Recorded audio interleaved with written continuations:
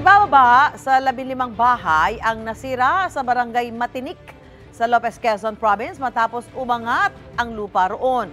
May mga bahay na tuluyang bumigay, ang iba naman tumagilid.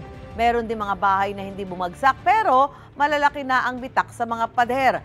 Damay rin sa mga napinsala ang classroom sa Matinik Elementary School at malaking bahagi ng kalsada. Pati ang riles ng tren na dati raw ay tuwid, bumaluktot na. Ayon sa mga residente, alas 9 ng gabi ng Sabado nang makarinig sila ng pagdagundong at nakita na lang daw nilang umaangat ang lupa.